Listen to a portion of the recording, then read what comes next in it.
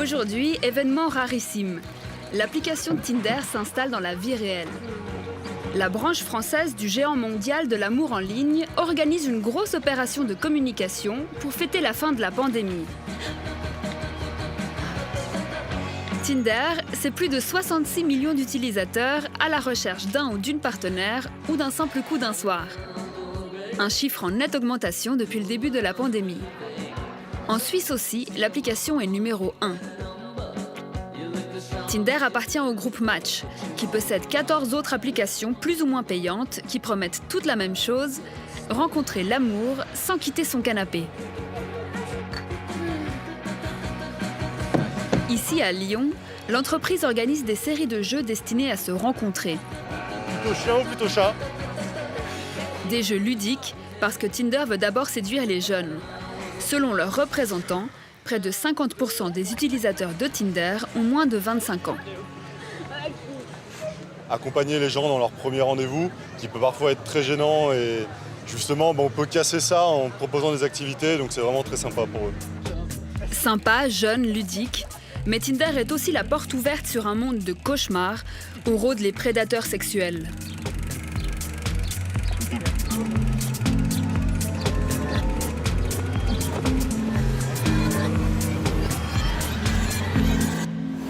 Vous voulez savoir comment fonctionne une application de rencontre? Explication. Il vous suffit d'installer l'application sur votre téléphone, de rentrer un nom, un âge, une adresse email et d'ajouter une jolie photo de vous. Ça y est, c'est fait. Votre profil figure sur la plus grande plateforme de rencontres au monde. Indiquez ensuite vos préférences, vos goûts, votre périmètre de recherche. Les algorithmes s'occupent du reste et vous présentent des dizaines de profils. À vous de swiper, balayer en bon français. À gauche si vous n'aimez pas, à droite si vous aimez et au suivant. Si la personne vous aime en retour, il y a match. Et là, le flirt peut commencer. Tout cela a l'air d'un jeu d'enfant. Mais il y a une face sombre derrière la communication léchée de Tinder. De nombreuses affaires d'agression sexuelle ont été relatées un peu partout dans le monde à la suite de rencontres via ce genre d'application. La Suisse romande n'est pas épargnée par ce phénomène. Alors que l'emploi des applications de rencontres s'est banalisé, notre enquête révèle que les risques qui en découlent ne sont pas suffisamment connus ou pris au sérieux par les autorités. Quant aux entreprises qui profitent de ce nouveau marché, elles nient leurs responsabilités en cas de dérapage. Clara quitte son Italie natale il y a quelques années et s'installe en Suisse pour terminer son doctorat à l'université. Par crainte d'être reconnue par son entourage, elle préfère rester anonyme. Je travaillais sur Berne et j'avais vraiment pas de temps. Je travaillais beaucoup, j'avais pas de temps pour sortir, connaître des gens et je me sentais un peu isolée. Donc du coup, j'ai dit, je m'inscris à ces sites de rencontres, comme ça c'est plus facile. J'avais beaucoup d'amis qui faisaient ça et ça me semblait très sympa et très facile aussi. Ça faisait longtemps que j'avais plus de copains et du coup j'étais un peu fragile, j'étais un peu exposée si on veut. Grâce à Tinder, Clara se connecte avec plusieurs hommes.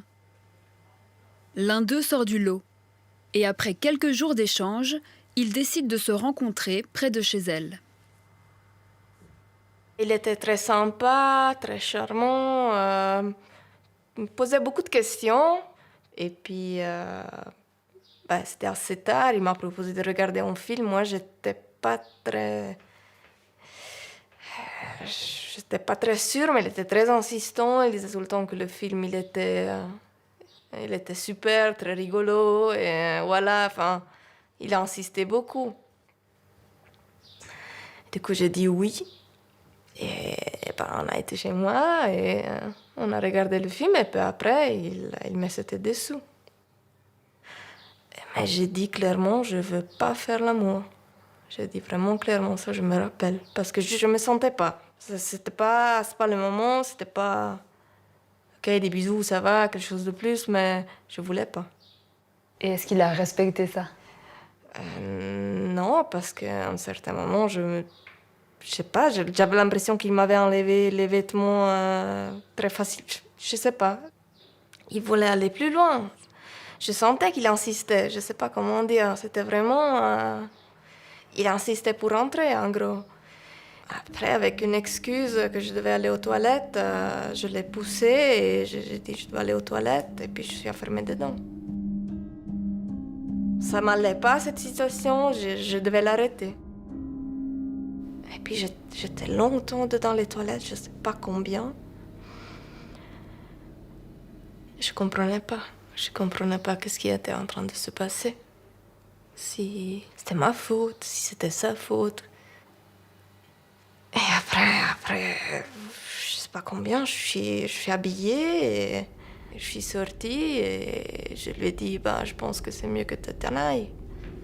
Et je m'excusais même, ce qui semble tellement absurde parce que c'est lui qui s'est pas bien comporté. Si j'ai dit je veux pas aller plus loin que ça, il aurait dû respecter. Et après, il s'en est allé et moi, je me rappelle que j'avais le téléphone, je recontrôlais sur Tinder et il m'avait enlevé le match. Et du coup, je pensais, c'est quand même un peu salaud ce gars, si on peut dire ça. L'option Unmatch, c'est une subtilité de l'application Tinder.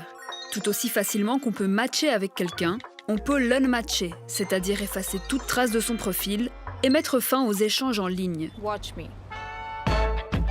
C'est comme si la rencontre n'avait jamais eu lieu. Le crime parfait, en somme. Stefan Koch est spécialiste en sécurité informatique. Il fait de la prévention chez les adolescents et connaît bien les dérives possibles des applications de rencontres. La discussion disparaît. Donc l'échange disparaît complètement.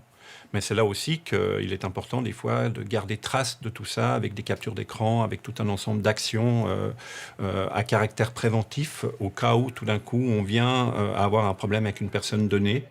Ça m'a vraiment bouleversée. Je commençais à trembler et je me disais, et tu veux voir que ce gars, il a fait exprès, qu'il connaissait cette mécanique de pouvoir enlever le match, comme ça on ne trouve plus ces données.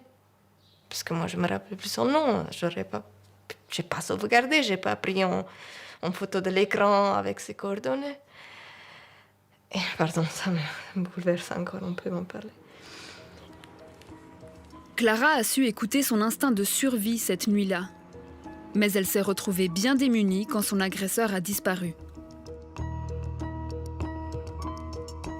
L'option Unmatch est bien utile pour se débarrasser d'une personne agressive ou harceleuse. Mais elle empêche aussi les victimes potentielles de dénoncer ou de retrouver une personne malveillante. Un autre problème vient s'ajouter, celui des faux profils. Ils sont monnaie courante sur les applications de rencontres.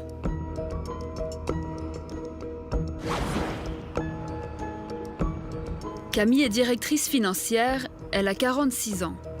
Divorcée, elle se sent prête l'an dernier à retenter sa chance en amour. Elle s'inscrit sur Tinder et indique clairement qu'elle recherche une relation sérieuse. Camille échange avec un homme qui prétend avoir 51 ans. Il rentrait tout à fait dans les critères que je m'étais fixés en fait, pour une rencontre. Donc on a pris rendez-vous et puis on s'est retrouvés dans un bar. Et en fait, en arrivant, j'ai constaté que la personne ne correspondait pas du tout à la photo. Voilà, il m'explique en fait sa position au niveau profession ne lui permet pas en fait de divulguer son véritable prénom et que c'est pas non plus sa véritable photo parce que il peut être reconnu parce qu'il est de profession libérale. Et sur ça me paraît tout à fait convaincant en fait. Voilà, sur le moment, je me suis dit je reste. J'aurais eu le choix à ce moment-là de partir, mais bon, je me suis dit je reste. Le courant passe bien. Les échanges entre eux deviennent quotidiens. Il lui propose un deuxième rendez-vous, cette fois dans un restaurant proche de son chalet où il l'invite à passer la nuit.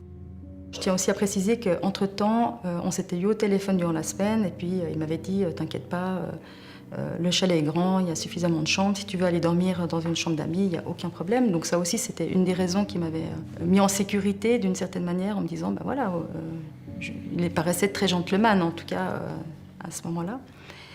Et donc arrivé au chalet, il m'a tout de suite embrassée et voilà, On avait passé un bon moment et je trouvais ça assez agréable. Et là, on a eu un essai d'un premier rapport consentant, sauf qu'il n'a pas eu d'érection. Après plusieurs tentatives infructueuses, il se résigne à dormir. Gêné par les ronflements de son hôte, Camille s'en va dans une des chambres d'amis et s'endort profondément. À un moment donné, dans la nuit, il est venu en fait dans le lit et il a soulevé le duvet sous lequel j'étais. Il m'a écarté les jambes et puis il a introduit son sexe sans préliminaire, sans rien me demander. Et sur le moment, j'étais tellement figée et stupéfaite de ce qui se passait que j'ai rien dit et j'ai laissé faire. Après, il a quitté la chambre et il m'a laissé comme ça, sans explication, sans même un mot, rien, quoi. Je veux dire, il a fait ce qu'il avait envie de faire et il est parti. J'ai pas réussi à me rendormir après. Je savais pas comment réagir. Je me suis posé plein de questions. Pourquoi il avait agi ainsi? Pourquoi lui qui paraissait tellement charmant jusqu'à présent? Et à 7h du matin, il est passé devant la porte et je l'ai suivi dans la cuisine. Puis il m'a dit « Non, mais tu peux te rendormir ?» Je lui ai dit « Non. » Je lui ai dit « Mais qu'est-ce qui t'a pris de me prendre de force comme un mâle alpha ?» Et puis il m'a dit « Tu n'as pas crié. » Et du coup, ça... Je me suis dit, j'ai culpabilisé en fait. Je me suis dit, non, en effet, j'ai pas crié. Et je lui demande, mais du coup, quand c'est que je pars, et il me dit, dès que t'es prête, tu peux y aller, quoi. Donc, du coup, j'ai rassemblé mes affaires et je suis partie. Sous le choc, Camille reste dans un état de grande confusion pendant plusieurs jours. Elle finit par se confier à une amie qui l'emmène à l'hôpital pour établir un constat d'agression sexuelle. Et donc la gynécologue m'a fait les examens gynécologiques et en fait elle a constaté que j'avais des lésions au niveau du vagin et au niveau des traces de doigts en fait au niveau de l'entrejambe. C'était comme un électrochoc en fait de voir que quelqu'un, un médecin, mette des mots dessus et en fait me dise simplement qu'en fait oui en effet j'ai pas crié mais que les marques laissées sur mon corps laissent suggérer quand même une violence de l'acte. Voilà. J'ai mis plusieurs mois en fait à m'en remettre. Je suis suivie par un psy. J'ai fait beaucoup de travail sur moi, essayer de comprendre en fait ce qui s'était passé, pourquoi j'ai réagi comme ça. C'était clairement, j'ai culpabilisé en fait d'être montée à son chalet, j'ai culpabilisé d'avoir pas crié, j'ai culpabilisé d'avoir pas réagi par la suite, de lui avoir envoyé des messages et je me disais mais qui c'est qui va me croire en fait? J'ai tout fait comme si il s'était rien passé par la suite. Quand vous regardez en arrière tous les différents éléments où il y avait justement c'était pas la bonne identité au début, quand vous voyez toutes ces choses, comment vous le comprenez maintenant? Maintenant je me dis que j'aurais dû fuir tout de suite. C'est-à-dire que j'aurais même pas dû rester m'asseoir à sa table dans ce bar. Moi-même, je suis aussi allée sur cette application parce qu'elle est gratuite. Et puis maintenant, c'est vrai que je regrette, en fait, d'une certaine manière. Je me dis que j'aurais peut-être dû aller sur une application payante et qui soit peut-être plus regardante au niveau des personnes qui s'inscrivent. Pour empêcher cet homme de répéter ses méfaits, elle porte cette affaire devant la justice. La procédure est en cours aujourd'hui, c'est pourquoi elle témoigne à visage caché. L'enquête judiciaire lui apprendra que son agresseur a également menti sur son âge, car en matière de vérification des identités des utilisateurs, chez Tinder, c'est le règne du laxisme. Alors, il n'y a pas de vérification proactive de la part du service, mais il n'y a pas une volonté vraiment de vérifier l'identité même de la personne qui est détentrice du compte. Donc là, on peut considérer qu'il y a un certain nombre de lacunes, ce qui fait qu'on peut, oui, créer un compte ou un faux compte extrêmement facilement. Est-ce que les moyens techniques existent pour vérifier les identités des utilisateurs? Oui, alors tout à fait, les moyens techniques existent.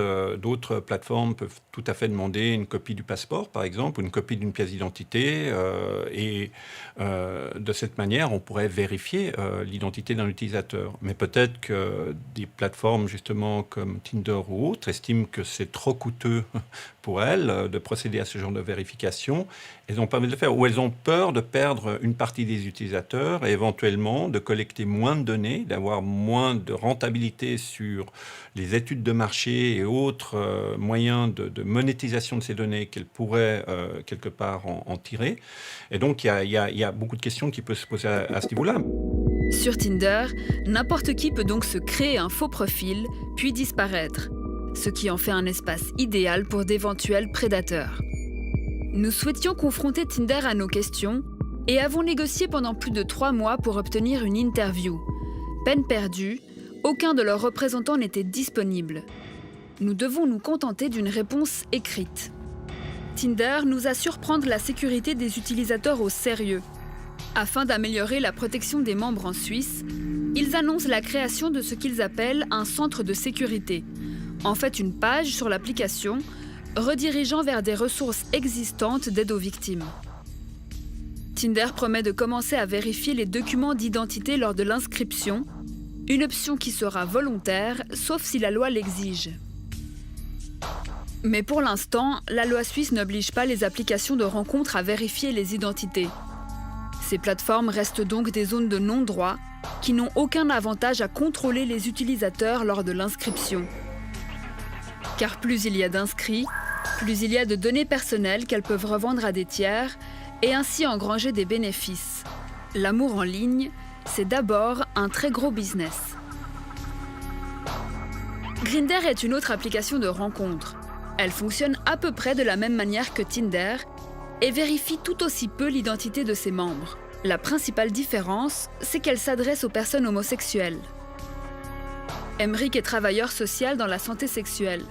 Il constate que les applications peuvent être la source de dangereux malentendus. Les applications, pour moi, elles cassent une étape. C'est vrai qu'elles cassent l'étape du rapprochement, du feeling qui se passe en fait entre deux personnes quand elles se rencontrent. L'application, elle aurait tendance à accélérer le processus et puis à induire le fait que si on se rencontre, c'est forcément pour avoir un rapport sexuel. Alors qu'on peut très bien se rencontrer sans avoir de rapport sexuel. Et puis même, j'aimerais dire, on peut parler de sexualité et d'intimité sur l'application, se rencontrer et simplement aller manger au resto sans qu'il y ait forcément un rapport sexuel. Alpagay est une association de soutien et de prévention pour les personnes concernées par les questions de genre et d'orientation sexuelle. Aujourd'hui, Emric a rendez-vous pour une consultation avec Lionel, qui a accepté de livrer son récit devant notre caméra. À l'époque des faits, Lionel est mineur, mais déjà sur Grindr. Un homme plus âgé l'aborde. Lionel lui précise son âge, mais ils conviennent tout de même d'une rencontre. Je ne savais pas grand-chose sur lui, mais j'avais quand même, sur le moment, essayé de mettre les choses le plus au clair possible. Par message, on avait discuté. Je lui ai dit que voilà, j'étais d'accord de se voir, qu'on regarderait un film, donc c'était ce qui était prévu, et que voilà, il n'y aurait pas forcément grand-chose qui se passerait. Je lui ai averti que c'était juste pour ça, discuter, passer un moment comme ça sans beaucoup d'attente. Donc on avait décidé comme ça. Et donc au moment où j'arrive dans l'ascenseur pour monter dans son appartement, il y a un moment où il me plaque en fait contre l'ascenseur et puis il se met à m'embrasser. Et moi sur le moment, je ne m'attendais vraiment pas à ça. J'ai complètement déconnecté à partir de ce moment-là. J'avais l'impression de ne plus vraiment être là parce qu'il me serrait vraiment très fort. Je le suis presque mécaniquement, je ne réfléchis plus. Et il me fait rentrer dans son appartement, puis dans sa chambre. Et donc, quand vous rentrez directement, il t'emmène dans directement, sa chambre. non. Okay. Finalement, il n'y a pas eu de film. D'accord. Mais du coup, il m'emmène directement dans sa chambre. Il me fait comprendre qu'il faut que je me déshabille. Après, voilà, très honnêtement, je ne me souviens plus de tous les détails parce que voilà, j'étais dans un état vraiment j'avais plus de contrôle, je bougeais plus. En fait, j'étais tétanisé. Et du coup, à un moment, c'est presque lui qui me déshabille. Il m'allonge sur le lit. Et quand il fait donc ce qu'il a à faire, entre guillemets, et il y a un moment, je me souviens, j'étais même plus dans mon corps. Et je me voyais juste de l'extérieur, limite mort sur le lit. Et lui, il continuait. Et c'est seulement après, donc, quand il a terminé ses affaires, donc il est sorti de la chambre, il a reçu un appel. Et c'était un peu le petit événement qui m'a fait me réveiller gentiment, je pense. Et j'ai commencé justement à m'habiller doucement et à dire justement que je devais y aller, que j'avais reçu un message de ma mère comme quoi il fallait que je rentre, ce qui était faux. J'en ai parlé pour la première fois à une amie, une semaine après, en tout cas. Elle me demande s'il avait mis un préservatif. Et c'est à ce moment-là que je me rends compte qu'en fait, il n'en avait vraiment pas mis. À partir de ce moment-là, justement, j'ai un peu pris mon courage à deux mains et puis je lui ai réécrit pour lui demander pourquoi il ne s'était pas protégé. Et puis il m'a dit que comme ça devait être ma première fois, il avait envie d'assouvir son petit fantasme et qu'il avait envie de prendre son pied. Enfin, c'est vraiment les mots qu'il a utilisés. Et je culpabilisais beaucoup, parce que pour moi, j'étais fautif, parce que j'étais mineur déjà de base, donc je n'avais pas le droit d'être sur cette application. Lionel témoigne à visage découvert pour sensibiliser au fait que les hommes aussi peuvent être victimes d'agressions sexuelles. Des problématiques liées aux applications qui ne surprennent pas Émeric. Dans les témoignages que je reçois, souvent les personnes, quand elles me parlent, elles ne considèrent pas qu'elles ont vécu une agression sexuelle, mais elles me racontent, par exemple, j'ai discuté avec un homme sur l'application, on s'est rencontrés, on s'est embrassés, il y a eu un peu de sexe, puis à un moment donné, en fait, j'ai perdu le contrôle et il s'est passé quelque chose. Et là, c'est important en fait de rappeler à la personne que c'est pas elle qui a perdu le contrôle, que c'est pas une perte de contrôle qui est de sa responsabilité, mais c'est là en fait où la frontière du consentement est plus respectée. Le consentement, pour moi, il est à chaque étape, et c'est hyper important en fait de questionner le partenaire ou la partenaire sur le rapport qu'on veut avoir. C'est de poser la question. C'est pour éviter en fait de se retrouver après dans une situation problématique où il y a une personne qui se sent victime et une personne qui est auteur. Le consentement est une notion souvent mal comprise par les auteurs de violences.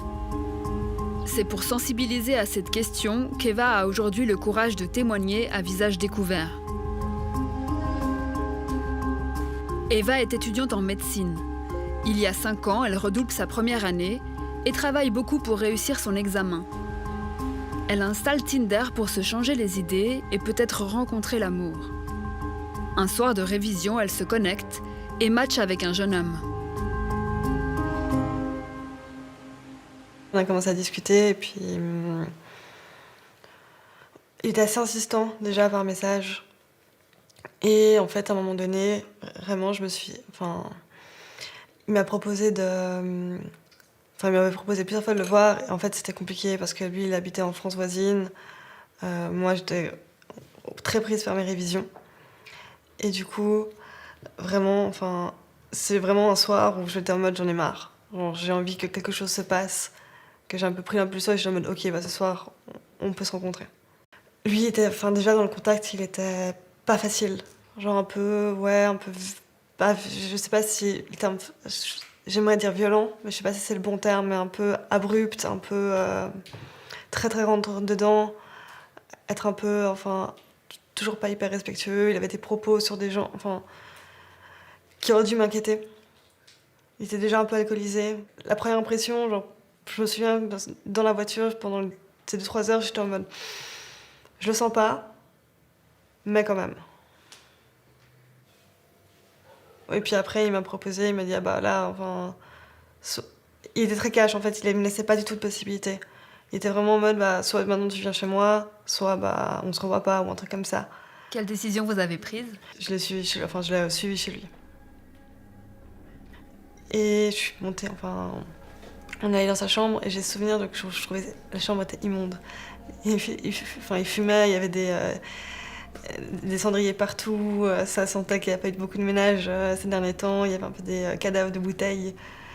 Et j'étais un peu en mode, où est-ce que je me suis fourrée? Ouais, je voulais me prouver que je pouvais aussi vivre quelque chose, que je pouvais être attirante, que quelqu'un pouvait m'aimer en fait. Et puis sauf que je voulais tellement quelqu'un m'aime que je choisissais la mauvaise façon. Parce que c'est pas ça que je cherchais en fait. Racontez-nous comment ça s'est passé une fois que vous êtes dans sa chambre. Je crois qu'on a bu un verre et puis après, on s'est embrassés et puis on a commencé à coucher ensemble. Ça, c'était... à ce moment-là, j'étais consentante. Et en fait, à un moment donné, il a enlevé le préservatif. Et ça, j'étais absolument pas d'accord. Et puis, j'ai dit non et il a continué. Puis à partir de là, c'était plus consenti. Puis j'ai ça, il y a aussi eu un rapport anal que je voulais pas. Enfin, il m'a pas demandé et puis qui m'a imposé. Et après, c'est flou. Genre, je me souviens pas. J'ai un peu une impression de plus être dans mon corps et puis d'être extérieur. Puis plus ça passe, plus ça devient flou. Et après, quand ça s'est terminé, genre, j'ai pas réussi à bouger en fait. J'étais vraiment, j'ai pas fermé l'œil la nuit, mais j'osais pas partir. Et puis quand je me vois toute la nuit vraiment couchée à me dire, je sais même plus trop. J'avais des pensées qui tournaient, mais sans vraiment avoir de sens. Et j'étais coincée, on va dire. Puis au matin, j'ai réussi à partir, réussi à m'extriper de moi-même, on va dire. Et j'ai pris la voiture. Puis en fait, je me rendais pas compte de ce qui s'était passé. C'était vraiment... Je suis arrivée chez moi et j'ai envoyé des messages à des potes parce que je leur avais dit que j'avais un rendez-vous le soir d'avant. Voilà, trop cool, etc. Et à fur et à mesure de la journée, je voyais mon corps, j'étais en mode, j'ai des bleus un peu partout. Et je commence à réaliser. Et en fait, mes messages, je pense qu'ils ont changé un peu en mode « Ah ouais, c'était bien et tout. En fait, il y a un problème. » Cet état de choc perdure pendant 2-3 jours. Eva finit par se rendre aux urgences pour faire un constat d'agression sexuelle. Les gynécologues relèvent de nombreux hématomes et des déchirures sur les parties génitales. Mais comment vous vous sentiez-vous après ce qui s'était passé? C'est plus facile de décrire factuellement, mais c'est... Après, sur le moment, je pense que j'ai vachement... enterré les choses. J'avais un examen qui comptait beaucoup dans un mois. J'ai mis dans une boîte. J'ai vraiment tout... Je me suis dit, ok, là, le plus important, c'est ton avenir. Tout ça, de toute façon, c'est fait. On y pensera plus tard. Et je suis assez forte pour ça, mais j'ai clivé. J'ai vraiment tout rassemblé, mis dans une boîte et je l'ai fermé. Et je me suis préparée et j'ai réussi j'ai réussi l'examen. Ce n'est que 4 ans plus tard, une fois la première partie de ses études de médecine terminée, que le traumatisme ressurgit. Encore maintenant, je pense que je m'en veux un peu. Qu'il y avait plein de drapeaux rouges et que je les ai juste ignorés. Parce que je me suis pas assez respectée. Je me suis pas assez respectée, pas assez écoutée. Et en fait, c'est très difficile parce que rationnellement, je sais que je suis une victime, je sais que c'est pas ma faute, je sais que c'est sa faute à lui. Mais au niveau de mon ressenti, j'arrive pas des fois à me dire ok, c'est sa faute à lui. Genre, toi, tu peux rien. Le déni vécu par Eva pendant 4 ans est une conséquence psychologique très répandue après une agression sexuelle. C'est lié à la sidération psychique, un état vécu par 70% des victimes selon certaines études. Marie-Josée Lacasa est psychologue spécialisée dans l'aide aux victimes. L'agression sexuelle est quand même une expérience traumatisante, très importante, qui peut générer en effet des réponses multiples. Et c'est surtout des réponses qui vont être en lien avec une certaine paralysie au niveau du corps et au niveau du cerveau, où la personne qui vit cette expérience sexuelle va rester figée, comme une sorte de défraction qui se passe dans sa tête, et va pas savoir ni penser ni agir, parce qu'il va rentrer dans un état de sidération, presque un état figé, où même si cette agression sexuelle, évidemment, comporte des conséquences, à ces moments-là, elle va rester paralysée, bloquée, avec des sentiments de ne pas pouvoir même se défendre. Au moment où ces personnes qui vivent une agression sexuelle sortent de son corps, c'est un peu comme si, par protection véritablement de leur circuit et de leur possibilité d'entendre ce qui se passe, ils vont avoir une certaine anesthésie émotionnelle. Et dans ce sens-là, en fait, ils restent, ou elles restent la plupart, spectatrices de ce qui se passe, comme s'ils n'étaient pas là, comme si tout se passe en dehors d'elles. C'est-à-dire qu'elles sortent dans son corps, elles vont ne pas du tout être dans la possibilité de penser, d'agir à ce qui se passe. Et malheureusement, c'est ce type de situations qui vont être très difficiles, parce qu'une personne qui est dissociée est une personne qui supporte l'insupportable, dans ce sens-là.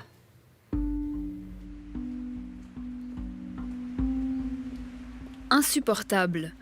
Il n'y a pas d'autre mot pour décrire l'épreuve vécue par Julie une nuit d'octobre 2019. Elle a alors 26 ans. Des amis lui ont ouvert depuis peu un compte sur Tinder.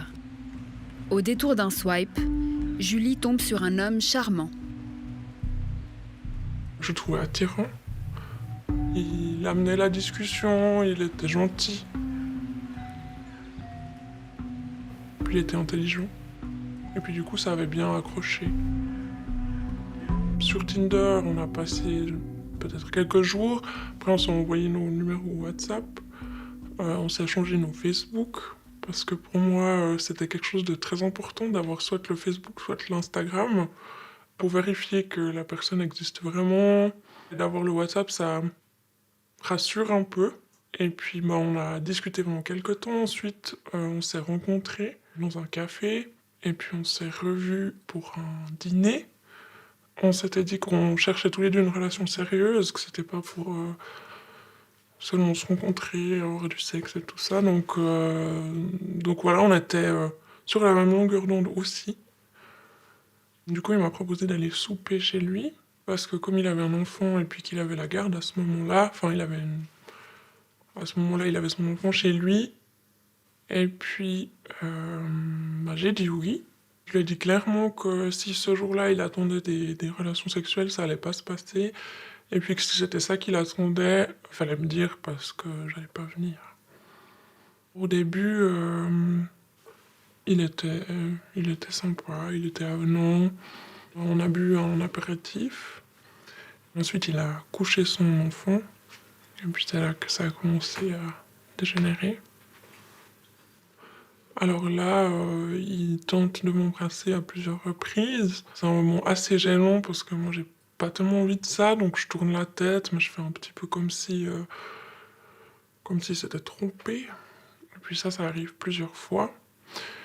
Et puis, à un moment, il décide que ça suffit, et donc il me prend par les cheveux et il m'oblige à l'embrasser de force. Ensuite, il m'oblige à aller de l'autre côté de la table. Et puis là, il me couche sur la table, tête contre la table, donc à plat ventre. Et puis il commence à me donner des fessées, il me retourne, il me gifle. C'est tellement violent pour moi que je suis plus du tout là en fait. Je dirais que j'attends que ça se passe et puis je reste un petit peu... j'ai l'impression que mon cerveau il fonctionne plus. Je suis comme en stand-by à l'intérieur de moi. Ensuite, il se déshabille du bas, il m'oblige à lui faire une fellation. Et puis ensuite, il décide de me mettre la ceinture autour du cou. Il la serre, il la desserre. Ensuite, il m'oblige à me regarder dans le miroir. Et puis, il m'oblige à me regarder, en fait, suffoquer. Après, il décide d'enlever la ceinture. Il me met sur le canapé et il m'oblige... il s'assied sur mon visage, en fait. Et il m'oblige à lui faire un anulingus. Ensuite, de nouveau, il m'oblige à lui faire une fellation et il m'éjacule sur le visage. Là, je comprends pas du tout ce qui m'arrive. Je reste comme ça, je fais rien. Et puis il se balade dans l'appartement, il décide d'aller chercher un papier pour m'essuyer le visage.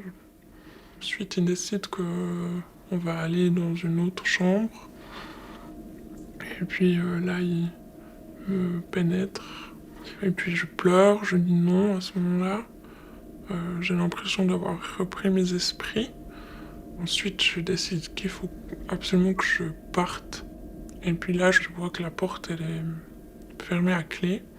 Et qu'il n'y a pas la clé, en fait, sur la serrure. Donc, je n'ai pas trop de moyens de faire ça discrètement, parce que j'ai peur des représailles. Et puis, je décide d'attendre qu'ils s'endorment pour pouvoir m'en aller. J'attends quelque chose comme 2 heures, 3 heures. À un moment donné, j'entends bien qu'il dort. Je décide d'aller dans la salle de bain pour appeler quelqu'un pour venir me chercher. Et puis ça fonctionne pas parce que tout le monde a le Natel éteint. Alors j'attends. Je me vois avec toutes ces marques sur le corps, dans un pas très bon état. J'attends que quelqu'un me réponde. Et puis finalement, c'est le cas. Donc un ami répond, et puis il décide de venir me chercher.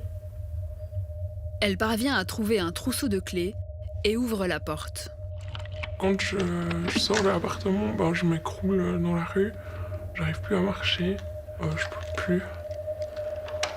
Et puis je vois en fait mon ami avec la police.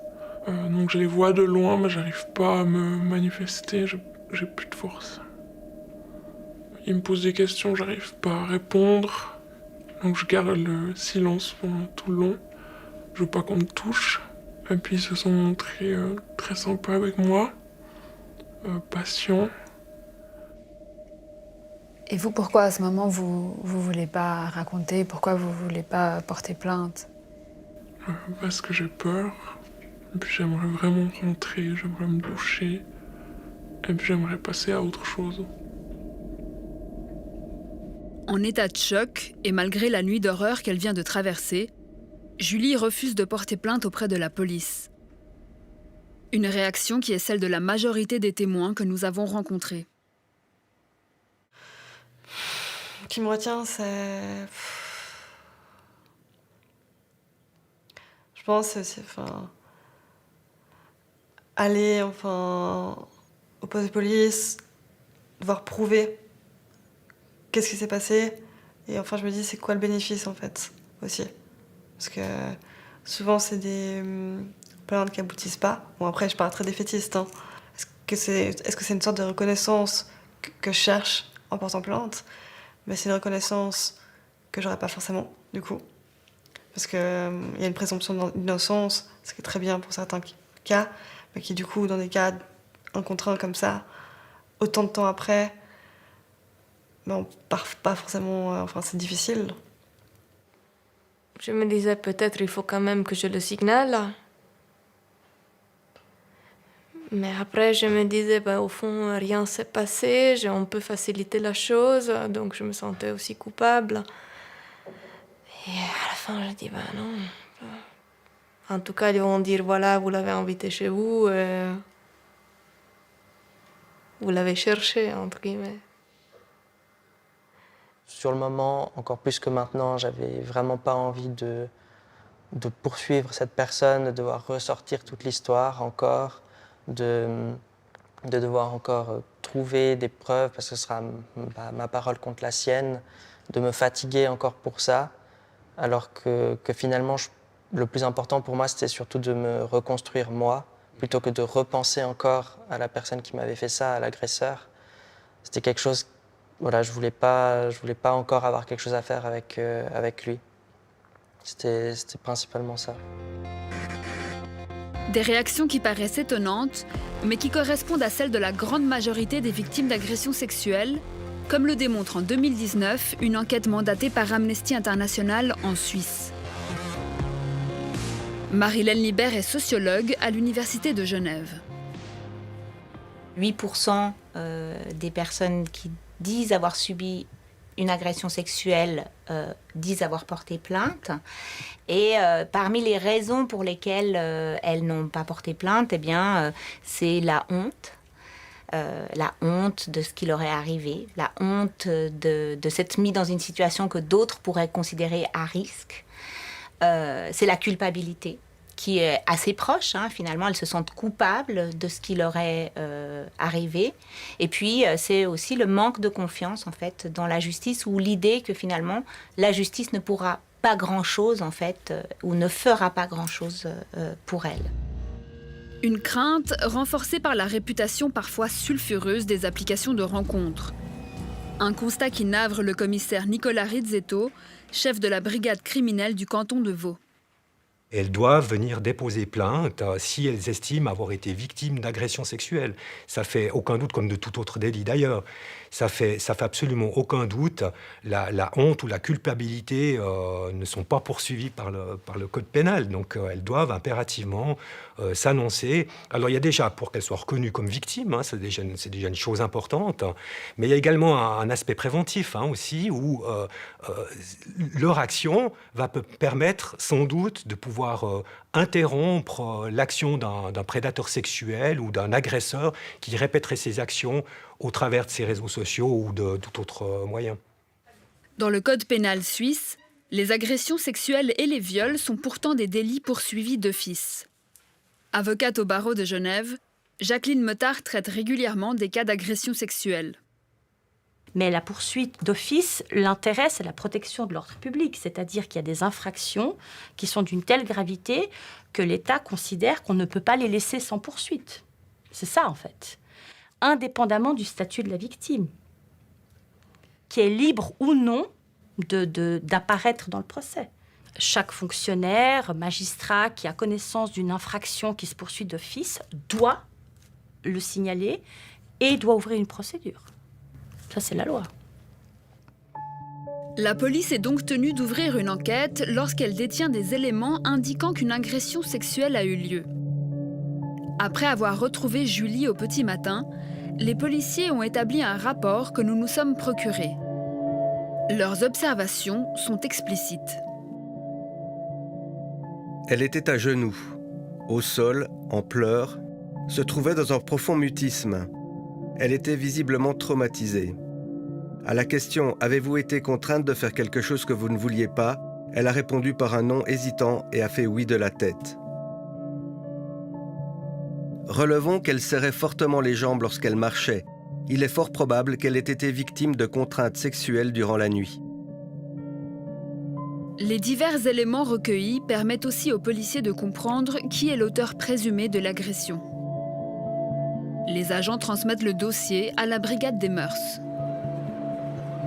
Tous les éléments semblent donc réunis pour l'ouverture d'une enquête policière. Mais ils n'ont rien fait. Ça me met en colère. J'ai l'impression qu'on n'a pas fait valoir mes droits. Poursuivi d'office, c'est bien joli, mais finalement pas tant que ça. Et puis j'ai l'impression d'avoir pas été protégée par le système judiciaire. Sur le principe du droit, effectivement, il y a des crimes qui se poursuivent d'office. Après, il y a quand même la réalité de la situation. Cette dame dont vous parlez, elle a été orientée sur un centre médical hein, pour faire un constat médical, ce qui est essentiel. Ça fixe déjà la situation. Nous, on a quand même besoin d'éléments au départ. Hein. Si on n'a pas suffisamment d'éléments, on prend le risque pour la victime de ne pas pouvoir reconnaître la situation qu'elle a clairement vécue. Mais quand on lit le rapport, on voit qu'ils ont compris qu'elle a été victime d'agression sexuelle. C'est censé être des délits qui sont poursuivis d'office, donc la victime n'a pas besoin de porter plainte. Donc c'est dur à comprendre que l'enquête n'ait pas été ouverte. C'est une question d'opportunité aussi.